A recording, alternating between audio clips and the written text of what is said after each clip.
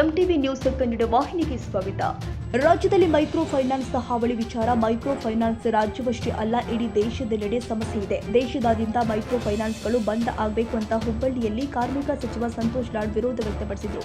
ಇನ್ನು ಬಹುರಾಷ್ಟ್ರೀಯ ಕಂಪನಿಗಳು ಹಾಗೂ ರಾಷ್ಟ್ರೀಯ ಬ್ಯಾಂಕ್ಗಳು ಹಣ ಸಂಗ್ರಹಿಸಿ ಸ್ವಸಹಾಯ ಸಂಘಗಳ ಮೂಲಕ ಸಾಲ ಕೊಡ್ತಾರೆ. ಇದರಿಂದಾಗಿ ಜನರಿಗೆ ಬಡ್ಡಿ ಹೊರೆ ಜಾಸ್ತಿಯಾಗಿದೆ. ಆ ನಿಟ್ಟಿನಲ್ಲಿ ಮೈಕ್ರೋ ಫೈನಾನ್ಸ್ ಸಾಧಕ ಬಾಧಕವನ್ನ ನೋಡಬೇಕು. ಸರ್ಕಾರವು ಆ ನಿಟ್ಟಿನಲ್ಲಿ ಸೂಕ್ತ ನಿರ್ಧಾರ ಕೈಗೊಳ್ಳುತ್ತೆ ಎಂದಿದ್ದಾರೆ.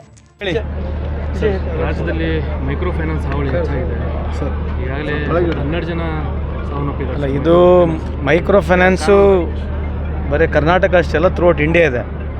ಇದು ಭಾಳಷ್ಟಲ್ಲಿ ನಾವು ಎಲ್ಲರೂ ಪಕ್ಷಾತೀತವಾಗಿ ಭಾಳ ಜನರು ಇದ್ರ ಬಗ್ಗೆ ಕನ್ಸರ್ನ್ ತೋರಿಸಿದ್ರೆ ಮಾತನಾಡಿದ್ದಾರೆ.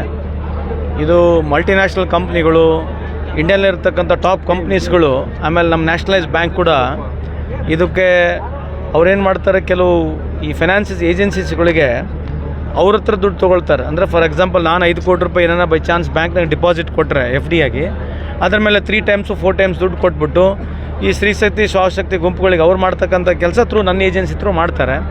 ಅದ್ರ ಮೇಲೆ ಅವರು ಇಂಟ್ರೆಸ್ಟ್ ಕಲೆಕ್ಟ್ ಮಾಡ್ತಾರೆ. ಅದ್ರ ಮೇಲೆ ಇವ್ರು ಮತ್ತೆ ಎಕ್ಸ್ಟ್ರಾ ಇಂಟ್ರೆಸ್ಟ್ ಹಾಕಿ ಈ ಲೆವೆಲಿಗೆ ಬಂದಿದೆ.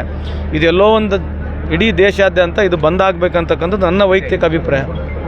ಈ ಕಡೆ ರಾಜ್ಯ ಸರ್ಕಾರದಿಂದ ಏನು ಈಗ CM ಅವ್ರು ಮೀಟಿಂಗ್ ಮಾಡ್ತಾ ಇದ್ದಾರೆ, ಬೆಳಗ್ಗೆ ಒಂದು ಸ್ಪಷ್ಟವಾದಂಥ ಒಂದು ನಿರ್ಧಾರ ಬರುತ್ತೆ ಅಂತಕ್ಕಂಥ ಭರವಸೆ ಇದೆ ಸರ್. ಇಲ್ಲ, ಖಂಡಿತವಾಗ್ಲೂ ನಾವು ಕೂಡ ಎಲ್ಲರೂ, ಯಾಕಂದರೆ ಇದರಲ್ಲಿ 2 ಇದೆ. ಒಂದು ಸಾಧಕ ಬಾಧಕನೂ ನೋಡಬೇಕು.